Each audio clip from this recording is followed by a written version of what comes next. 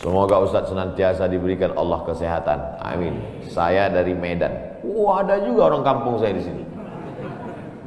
Bagaimana cara bakti seorang anak? Cara membahagiakan orang tua berjarak jauh dengan kita, sedangkan bertemu dekat bersama orang tua mungkin hanya 1 tahun sekali, Idul Fitri saja, karena harus bekerja di PT Antam Tbk Sulawesi Tenggara.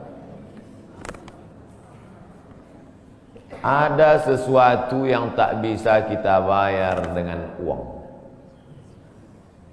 Tak bisa dibayar dengan uang. Yang bisa merasakan ini orang yang orang tuanya sudah meninggal. Yang masih hidup tak bisa. Lam ya'rif man lam yadhuq. Yang tak pernah merasakannya tak bisa menceritakannya. Karena tak bisa dirasakan. Setelah orang tua itu tak ada, barulah kita rasa dunia ini hampa, tak ada gunanya. Duit itu tak ada gunanya, mobil itu tak ada gunanya, rumah itu tak ada gunanya, apapun tak ada gunanya. Waktu dapat saya gelar doktor dari Sudan, pulang saya ke rumah, tak ada gunanya. Tak bisa lagi diceritakan. Dulu apapun yang dapat diceritakan. Mak, aku dapat sorban dari Mak, aku dapat peci. Setelah pulang tadi, pulang dari Brunei dapat gelar visiting profesor di Universitas Islam Sultan Syarif Ali. Tak ada gunanya, hampa. Paling-paling ditulis di baleho aja, profesor, doktor. Untuk menunjukkan bahwa kita bukan ustadz kaleng-kaleng.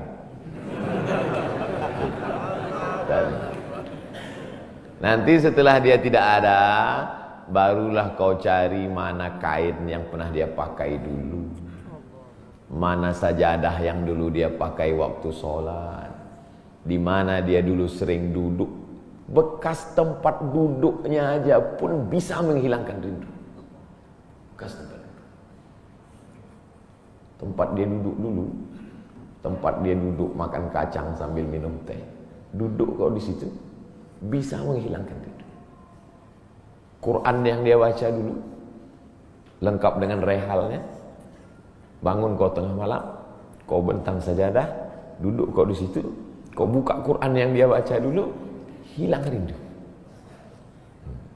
Tapi setelah dia tak ada, makanya mumpung dia masih ada, ciumlah tangannya, peluklah badannya, ciumlah keningnya. Kalau kau ada duit, kirimlah.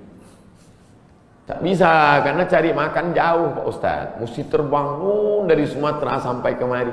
Apa boleh buat? Memang begitu kondisi ekonomi kita sekarang. Allah tidak marah.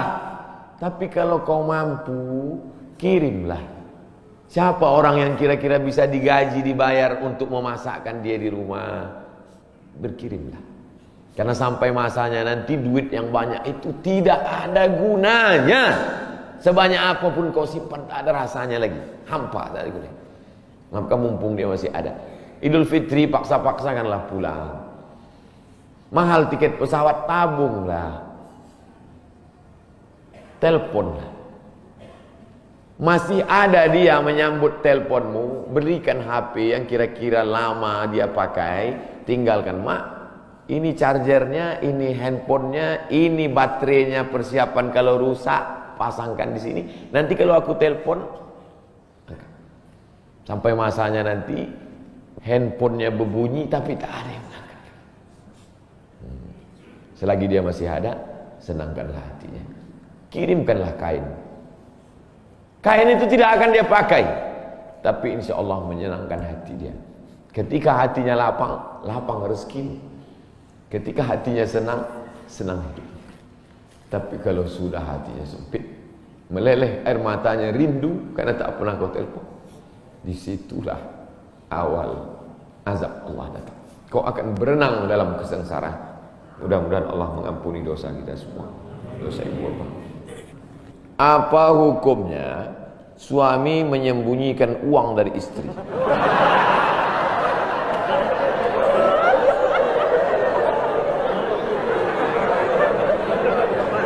Bang, kata istrinya. Bang, ini duit apa bang? Duit sial. Oh duit sial, udah kusembunyikan kau dapat juga.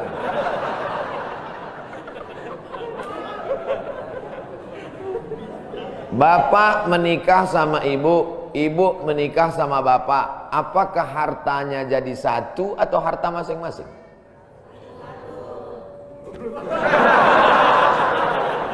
Mereka mau hartanya jadi satu dan bapak ketakutan. Itu yang saya baca. Sekarang kita baca ayatnya. Walakum nisfu ma taraka azwajukum illam yakul lahunna walad. Kalau istrimu meninggal kau dapat 50% hartanya kalau tidak ada anak. Fa in kana lahunna waladun, kalau dia punya anak, falakumur rubu'u, kamu dapat 25%. Sekarang saya tanya, hartanya nyatu atau pisah?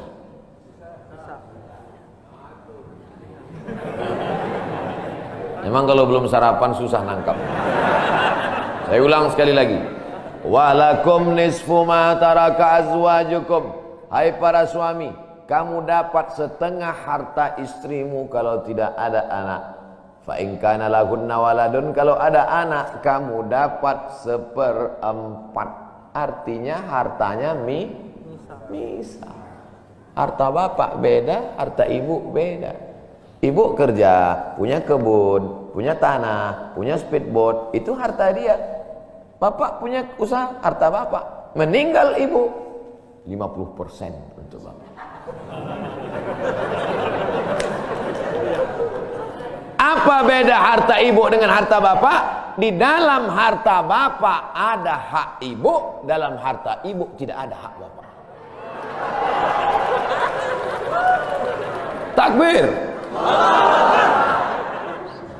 Saya ulang sekali lagi.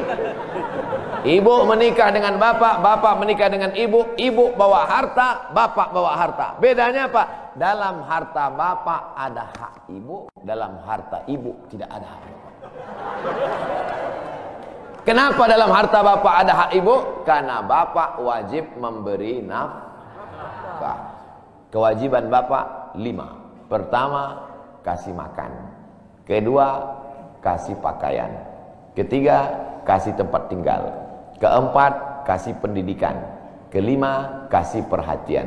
Lebih dari yang ini, itu bukan milik mereka lagi. Jelas? Ini ada sekarang suami setelah menikah, pas dilihat surat apa semua, tak ada punya dia. Semua atas nama istrinya. Ini orang kalau meninggal ini tidak kena azab kubur, karena di dunia sudah terlalu azab dengan istrinya. Dari yang saya sampaikan ini jelas tentang pembagian batasan-batasan harta, jelas? Jelas. Jadi tidak serta-merta setelah menikah, jangan mau anak perempuan kita ditipu laki-laki. Istriku, mana surat mobilmu, mana surat tanahmu, tadi kita sudah akad nikah, semua hartamu, milikku, surgamu di bawah tapak kakiku. Oh, tidak begitu. Makanya laki-laki harus ngerti, perempuan juga harus paham. Kalau tidak, sedang main bola aja ada aturannya, statuta. Kalau tidak, akan hancur. Tapi insya Allah jelas. Pak Ustadz minta tolong doakan ibu saya, sudah lama sakit. Nanti kita doakan di akhir majelis. Bukan cuma ibu bapak, ibu-ibu semua kita doakan. Bagaimana niatnya doanya? Bagaimana niatnya doanya mandi taubat? Nawaitu, aku berniat ghuslat taubat, mandi taubat. Saya nggak bisa bahasa Arab Pak Ustadz, bahasa Indonesia, bahasa Makassar, bahasa Jawa, bahasa Batak, bahasa Mandailing, bahasa Aceh. Saya niat mandi taubat karena Allah Ta'ala. Bagaimana cara mandinya Pak Ustadz? Seperti mandi wajib, basah dari ujung rambut sampai ke ujung kaki. Di mana mandinya Pak Ustadz? Di laut bisa. Kolaka ini 30% saja daratan Pak Ustadz, yang 70 adalah lautan. Nah, mandi di laut. Apalagi kalau sampai ke tengah laut, bukan cuma dosanya hilang, orangnya hilang sekali.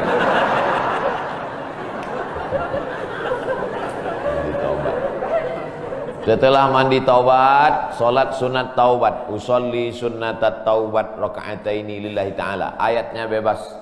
Ayat apa yang paling panjang? Hafal kau amma yatasaalun? Tidak. Wadduha?